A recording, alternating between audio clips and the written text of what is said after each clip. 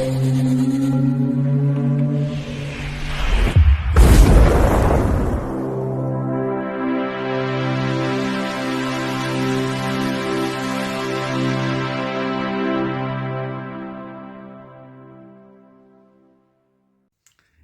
Bayek, it's me Ian. And in today's video, well, I'm continuing my look at classic Doctor Who. And this is The 10th Planet from 1966. Now, the previous episode was The Smugglers, but that is not in the archive. So there we are. And the next one, after this, will be The Power of the Daleks, which again is one where there's no existing stories. That's the way it is, I'm afraid. But anyhow, that's it. Such is Doctor Who. And this is an important landmark story, really, because it is the first regeneration story. So let me just get a bit more into it. So this is season 4. It consists of 4 episodes. And of course, here's the sting. The 4th episode is the one that is missing. And therefore, we haven't got the full episode of the regeneration.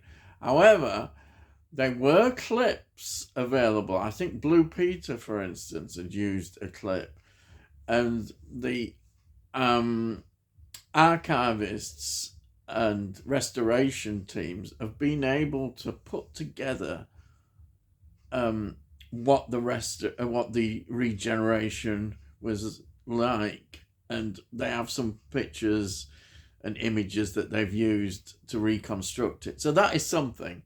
So we do get an idea from that, but it is a shame. But you know, this is the way it goes.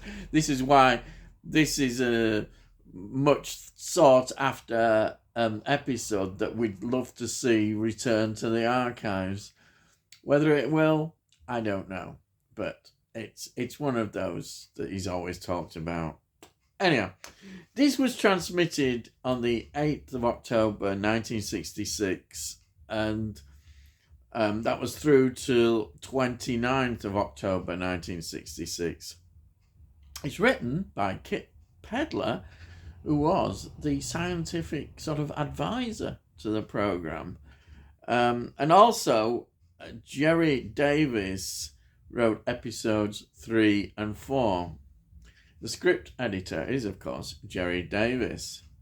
Now, it's directed by Derek Martinus.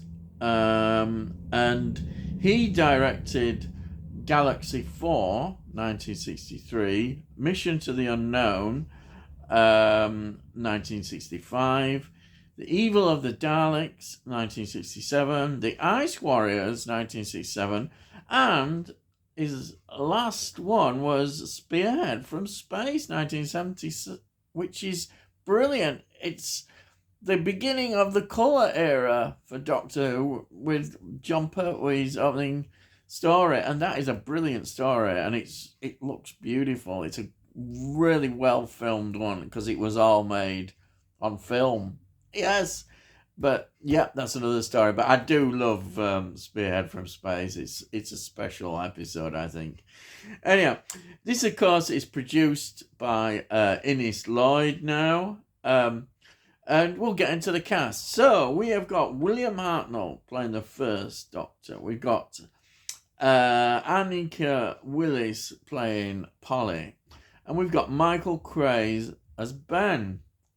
Then we've got Robert Beatty, who plays General Cutter. Now, Robert Beatty, wow, this is an amazing. His credits go back to 1939, with Black Limelight. That's 1939. Wow. Then it happened on a Sunday, 1944. These are just a few. There's a mass of them. Captain Horatio Hornblower, RN, 1951. Now, The Gentle Gunman, 1952. I love The Gentle Gunman. That is starring John Mills. John Mills, well, what can I say? And then Albert R.N. Yes, I haven't come across that for quite a few years, 1953. Let's see, The Shakedown, 1960. And then a lot of people are big fans of this film. It's considered an absolute classic. 2001, A Space Odyssey from 1968. I said A Space Odyssey, not Odyssey. Well, you could call it an Odyssey. A Space Odyssey, 1968. So, yes, that's considered a classic film. But the better film, in my opinion, is Where Eagles Dare, 1968. Aha, yes. I know, I can hear people deriding me, but I love Where Eagles Dare. What is not to love about Where Eagles Dare? Then he was in Pink Panther Strikes Again, 1976. Superman 3, 1983. Labyrinth, 1986. And then, oh dear, a lot of people are going, oh dear, Superman 4, The Quest for Peace, 1987. Oh, so that's quite a lot of films in there, and there's loads. Honestly, I just had to just select a few from there. And then we've got Alan White, who plays Schultz. Now, there's not as many film credits. There's only two that I've come across, which is No Time for Tears, 1957, and Seven Keys, 1961. But on the other hand, you look at the TV series and TV films, and there's a lot. So, very much into a TV actor, really. Then we've got Earl Cameron. Wow, Earl Cameron, who plays Williams. And I have to just point this out, is a black astronaut. Wow. Doctor Who, again, ahead. So much. And Earl Cameron is such a well thought of legend. I think he lived till he was 102 and died, I think, in 2020. He is honestly considered an absolute legend. And there he is in Doctor Who. Wow. It's amazing. So just a few of films that he's been involved in, which are some really good. Now, Pool of London, 1951, is one of such films that I remember really well that he was in. He was in The Heart of the Matter, 1953, Simba, 1955, Sapphire, 1959, and then, now this one, I may have talked about this one before. He was in Flame in the Streets from 1961. Flame in the Streets is a film starring John Mills, and it is about race relations, basically. It's about his daughter, a white woman, who is going to marry a black guy. Wow! It's so ahead. It's absolutely, and it handles the issue really well at the time. And then, of course, he was in another classic, and of course, it's got Richard Attenborough in it, which is Guns at Battersea, 1965. He was in Thunderball, James Bond, 1965. He was in Battle Beneath the Earth, 1967. Wow, another good one. He was in Neverwhere, 1996. He was in Revelation, 2001. He was in The Interpreter, 2005. He was in a film called The Queen, 2006, which I think is about interpretation about Lady Di. Yeah, which is interesting. And just to top it all, a Nolan classic is in Inception, which Inception I think is brilliant. Not everybody, some people give it a lot of down, say it's too complicated, they don't understand it. I love it. What's not to understand it? And why not get a film that you just go into? I'm going off again. I love Inception. Great film. Leonardo DiCaprio stars in that one. So that's that one. And there's the main cast members that I'd just like to point out. But as again, I always say, it just shows you how Doctor Who is just amazing. It never ceases to amaze me when I'm looking at classic Doctor Who. You know, it's just got so much you can just talk about with classic Doctor Who. Anyhow, so let's get on with the story. So the TARDIS, it lands at the South Pole. Oh, the South Pole, yeah, great, fantastic. Great design again here from the team. And it's at a space tracking station. And it's in the future. Yes, it's in 1986. So all the synth music is not going on, but it would have been if they'd have known, I'm sure. There is, in fact, actually no score for this. No score was written. So there you are. But yeah, now yeah. And then it's commanded by this General Cutler, and he's a very sort of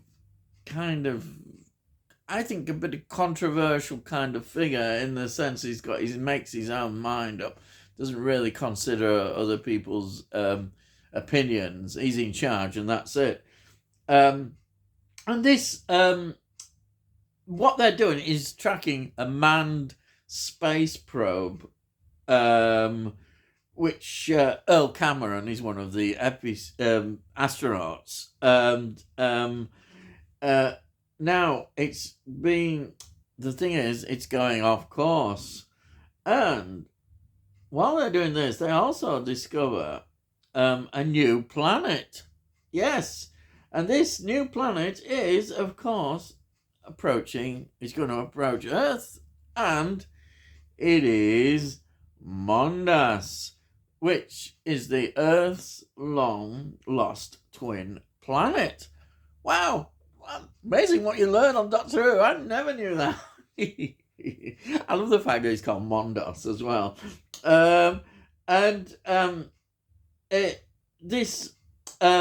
So while that is going on, this snow base in South Pole is taken over by the Cybermen. It's the first appearance of the Cybermen. Yes, they're known as the Mondo Cybermen, because they're very different to how the ones that evolved in Doctor Who history. But then they were brought back, as I remember, with Peter Capaldi's Doctor. So yeah, there's a big thing with that. And Bill, I remember, involved, the companion as well. So these are quite interesting Cybermen. The design, the first design, and the voice. It's the voice, isn't it? It's all about the voice with these Cybermen. What makes them kind of chilling in a way, I think, which is interesting. I do like the evolution of the Cybermen. I think, it's good. I don't mind all the eras, really, of the Cybermen, but these are very different. And the design is incredible. The only thing I think they realised was these kind of, what they use for their weapons is a bit bulky. And that, I think, was designed out to get rid of in the heads. But we've got them here. But we've got like a sock basically over the face, but it is chilling with the voice. And this is all has to be done on a budget. So that's why we had this innovation. But yeah, this story I think is really good. It's a really good story. It's just such a shame we haven't got that lost episode. It really is, because this is great. The animation is fine, actually. When I was watching it, I watched the animated thing, and I didn't mind it. I think there's been worse Doctor Who animation, definitely. And this one, I didn't mind it at all. Because we've got the soundtracks. All the soundtracks are available of all the missing Doctor Who stories. So that's why they've been able to do this. I really enjoyed this, and it makes you, stories like this make you fall in love with Doctor Who again. Really. Yeah, that's why the passion that you have for Doctor Who is just reinforced. And I really felt that when I was watching this again. And it made me realise, again, how good classic Doctor Who is. Why it is, in my opinion, so much better than the revival of 2005. I do say that often, and I really mean it. I just think this is it's just so good, isn't it? It is. What they do. And William Hartnell, he missed a whole episode because he was ill. And yet they were able to get the script and rejig the script, and it worked well. I think it worked well. You see him have his rest. He did manage to come back. Fortunately, it's a good job he came back as well. But he was feeling a bit better. But it was, in a way, kind of, I think he was reconciled that he could no longer be the Doctor. The other interesting thing is in the interviews, what some of the fellow cast members felt about how difficult he was, and that he wasn't always a very nice person. And Earl Cameron is very interesting when he's interviewed about him being a black guy, because he certainly didn't really get a very warm welcome from William Hartnell, and there's that issue. It is something that I had to mention, but I'm not trying to deride. I'd say I've really enjoyed William Hartnell, his performances, and we have a lot to owe. Without William Hartnell, Doctor Who wouldn't have succeeded. That is just truth. That is a fact. And the Daleks, as a cause, the importance of the Daleks. And so therefore, I pay his tribute to him. And it is sad, these things that we hear. And in this story, clearly he knew time was up and he had to leave. And he did. And look who we got. Patrick Troughton.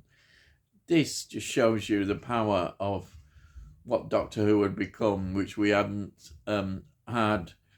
It was totally unknown when it started out as a project. Would it go this far? And look, we got 3 seasons. And you got the Patrick Troughton, who was a well-respected actor, real good caliber actor, comes in and wants to play the Doctor. That shows you the power. I think people forget about that, about Patrick Troughton.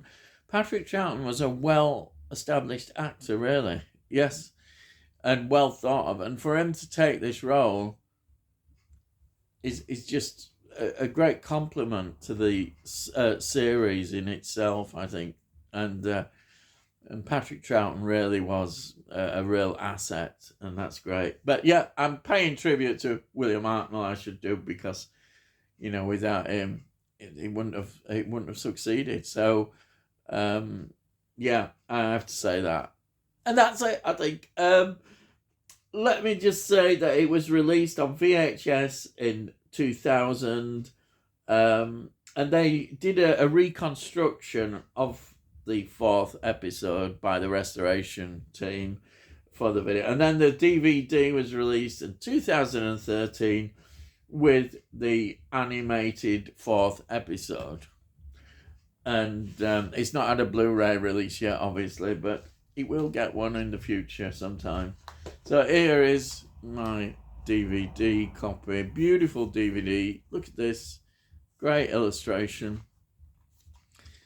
Extras. It's 2 discs as well, so we've got more extras, which is fantastic. Excellent documentaries. Absolutely wonderful. Here inside, look at that. The disc is nicely illustrated. And then look, and this has even got, on the second disc, the Cyberman. A different illustration. Isn't that beautiful? You don't always get that. That is really lovely. And then you got the lovely leaflet that always has more details. I always loves this leaflet.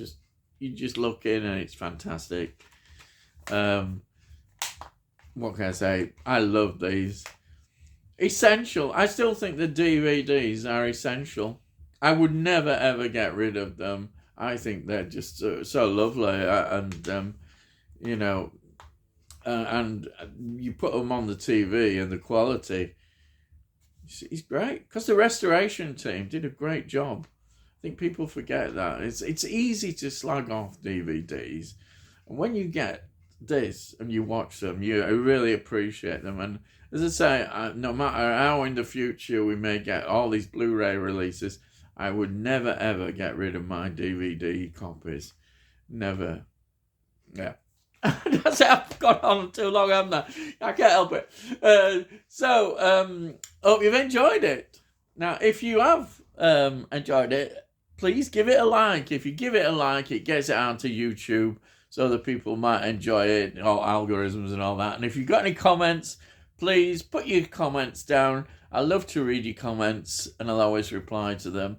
And if you're new to the channel, why not consider subscribing? If you subscribe, then, well, we send out notifications of when I put out videos. And also, if you're a big fan of Doctor Who, why not look at my previous reviews? Look in the playlist, you can see all the previous reviews that I've done of Doctor Who.